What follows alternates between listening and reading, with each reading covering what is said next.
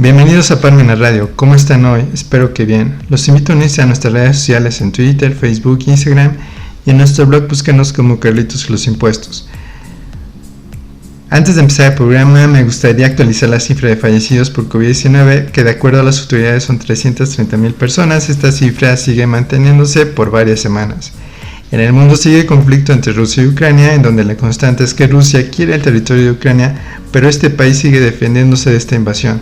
Según Rusia, quiere este territorio porque se iba a unir a la OTAN y Rusia sentía que podía ser un peligro si esto sucediera, ya que podían ser invadidos en su territorio a corto o largo plazo. Vamos a empezar el tema de hoy: educación para gobernantes. El Estado de Derecho en México se fundamenta en la Constitución Política de los Estados Unidos Mexicanos, donde va a marcar en su segunda parte la forma de gobierno, la división de poderes, cómo renovar los gobernantes y sobre todo la educación necesaria para ser presidente, legislador o pertenecer al poder judicial. En su capítulo Soberanía Nacional y Forma de Gobierno establece que la soberanía reside en el pueblo, todo poder público proviene del pueblo y es para su beneficio.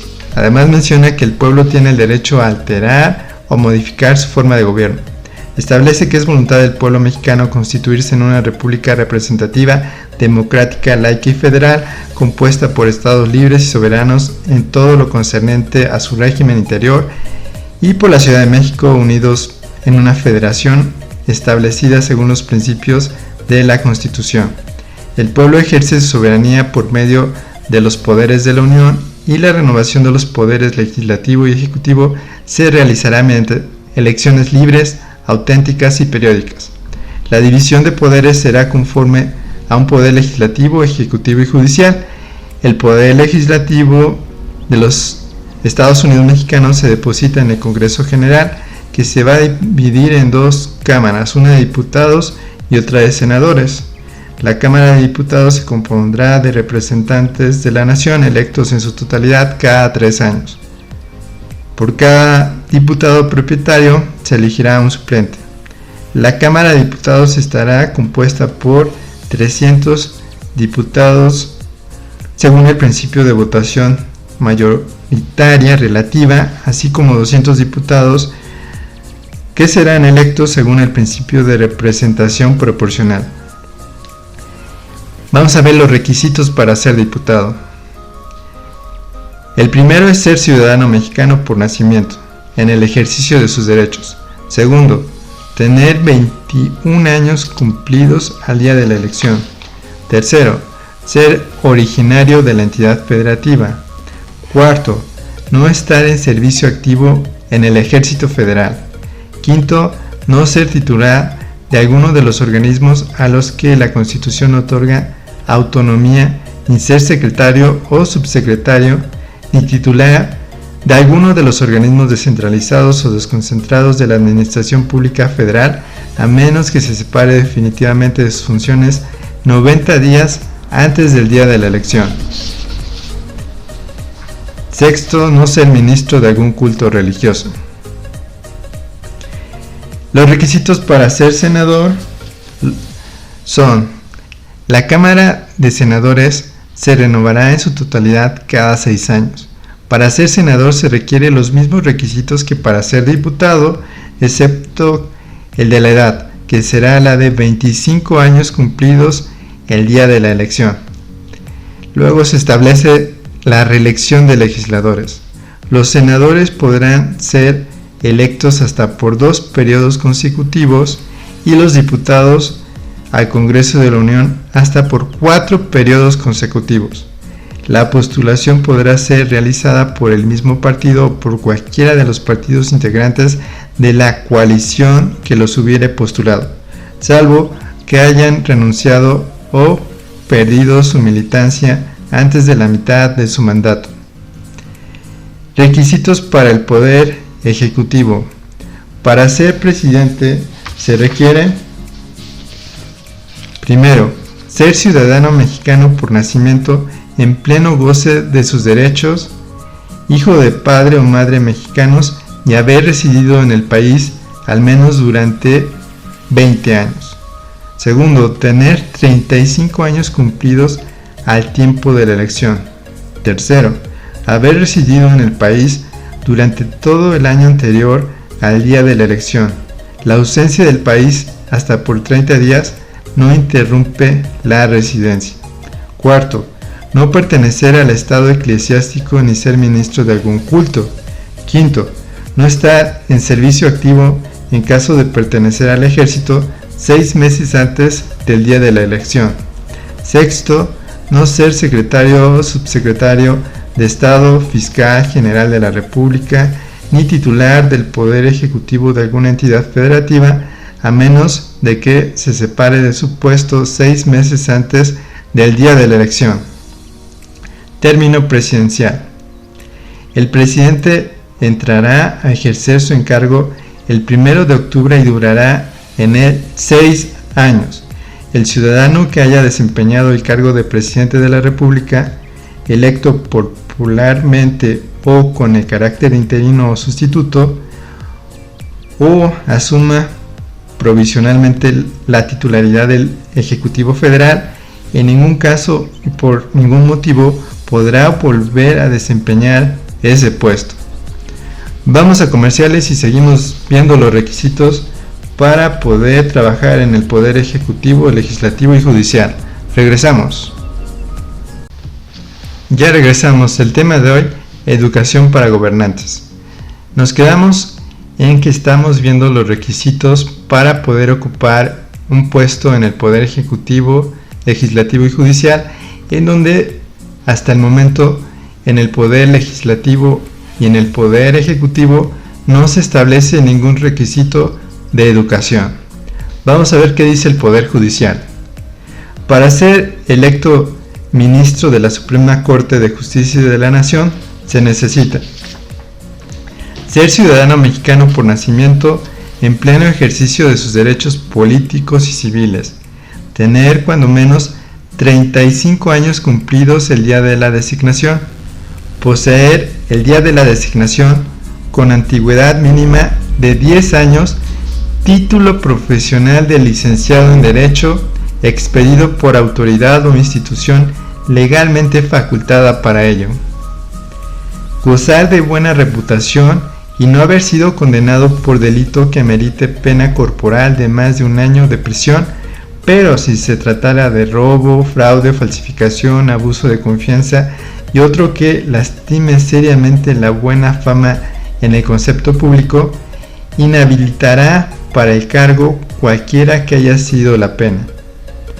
También solicitan haber residido en el país durante los 2 años anteriores al día de la designación.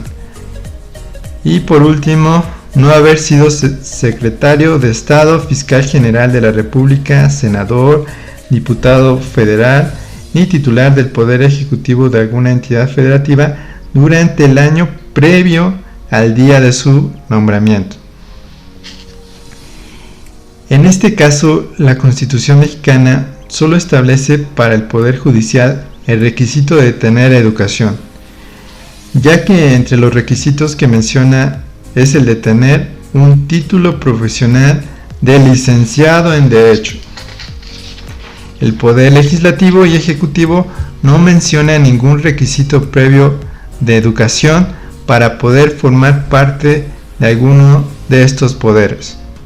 Muchos juristas están de acuerdo con la Constitución mexicana, ya que no todos pueden llegar a tener una educación, por lo que sería inconstitucional, es decir, conforme a los requisitos que marca la Constitución, poder exigir a una persona tener una educación previa para poder trabajar en el Poder Ejecutivo o Legislativo. ¿Por qué entonces proponemos educación para gobernantes? Recordemos que esta Constitución mexicana que nos rige es de 1917, en donde las condiciones sociales y culturales son muy diferentes a las de este año 2022.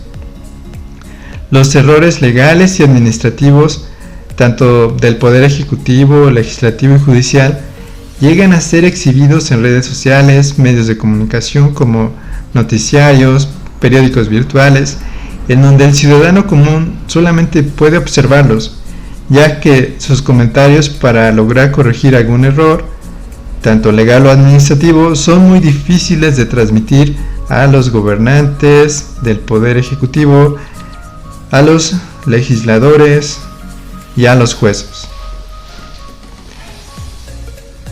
El Poder Judicial, como vimos anteriormente, es el único que pide como requisito ser licenciado en Derecho para ser ministro. Este Poder Judicial creó un consejo que se llama Consejo de la Judicatura Federal y tiene a su cargo la administración, vigilancia, disciplina y carrera judicial del Poder Judicial de la Federación. Además creó casas de la cultura jurídica. Estas casas de la cultura son espacios públicos que ofrece la Suprema Corte de Justicia de la Nación a la sociedad y están distribuidas en las principales ciudades de todos los estados de la República para dar a conocer el desempeño de las funciones jurisdiccionales del Alto Tribunal y del Poder Judicial de la Federación. La Suprema Corte de Justicia de la Nación, a través de estas casas de cultura jurídica, busca fortalecer su relación con los especialistas e interesados en la materia, así como la comunidad en general, con el fin de promover la cultura jurídica, favorecer el acceso a la justicia y el fortalecimiento del Estado de Derecho. Pero en el caso del Poder Ejecutivo y Legislativo no existe ningún tipo de requisito sobre la educación y tampoco una educación para los que integran estos poderes, por lo que cuando llegan a esos puestos dependen de sus asesores que, por no conocer las personas que llegan a estos puestos los temas, es decir, los gobernantes y los legisladores, pueden tomar decisiones incorrectas de lo que les digan sus asesores por no conocer temas legales y administrativos. ¿Qué proponemos? Que la democracia evolucione, es decir, poder lograr que el INE imparta cursos para los militantes de los partidos políticos antes y después de las elecciones. Se buscaría crear una serie de materias como derecho administrativo, derecho fiscal, derecho presupuestario, contabilidad gubernamental, ética gubernamental, teoría del derecho, teoría del Estado, interpretación y redacción de leyes, donde se invitarían a las universidades para que las impartieran a los próximos gobernantes del país antes y después de una elección popular dentro de las instalaciones del INE a nivel federal y estatal. Con esta propuesta no estamos buscando que no exista democracia. Al contrario, cuando un ciudadano común se involucre en la política y busque ser gobernante o legislador, se le darán herramientas de educación para que haga un mejor trabajo por el país y dé mejores resultados. Una persona con el solo hecho de tener ganas de cambiar el rumbo del país no lo puede hacer aún contando con los mejores asesores del mundo, ya que si no tiene esa persona la educación previa, no va a entender lo que le orienten sus asesores. La educación es un derecho que se establece en la Constitución mexicana en su artículo 3, por lo que ese derecho se aplicaría para los mexicanos que quieran ser gobernantes y legisladores del país. Tenemos que evolucionar en nuestra democracia en donde también sea educativa para los gobernantes, es decir, no con tan solo ir a votar y elegir a nuestro candidato favorito, se debe acabar la democracia. La democracia debe ser considerada todo un ciclo en donde nosotros ponemos los siguientes puntos. Primer punto, el ciudadano que se inscriba a un partido político sin importar su nivel de estudios, profesión u oficio, estado civil o color de piel y apariencia física podrá pertenecer a cualquier partido político. Segundo, capacitar a los militantes de los partidos políticos en materias jurídicas y administrativas. Esto no es discriminación, al contrario, es lograr darles herramientas para que logren desempeñarse como gobernantes y legisladores para lograr mejores resultados. Tercero, la capacitación la podrá dar el INE de igual forma para todos los partidos políticos dentro de sus instalaciones. Cuarto, se podría reformar la Constitución en donde se establezca en los requisitos tomar cursos de capacitación para ser gobernante o legislador. Esto en ningún momento es discriminativo, ya que no se deberá pedir una educación previa para poder tomar estos cursos. Si se lograra implementar esta medida educativa en nuestros gobernantes del poder ejecutivo y poder legislativo, estoy casi seguro que los problemas del país lograrían resolverse de forma adecuada y con beneficio para toda la población. Las nuevas generaciones de políticos ya están llegando y algunas ya están trabajando en donde si no se les brinda la herramienta de educación, volverán a cometer los errores de los gobernantes y legisladores anteriores, creando un círculo vicioso de que le estamos echando nosotros como ciudadanos la culpa al Partido Verde, al Partido Azul, al Partido Morado, donde nunca encontraremos al partido ideal para resolver todos los problemas sociales del país. Espero les haya gustado el programa de hoy, donde dimos nuestro punto de vista sobre educación para gobernantes. Los invitamos a comprar el libro Carlitos o los impuestos de forma electrónica en Amazon. Si lo requieren físico, está disponible en CSA Puebla. Y recuerden que los impuestos no es un castigo, siempre que se ocupen para que se nos brinden nuestros derechos humanos. Hasta la próxima.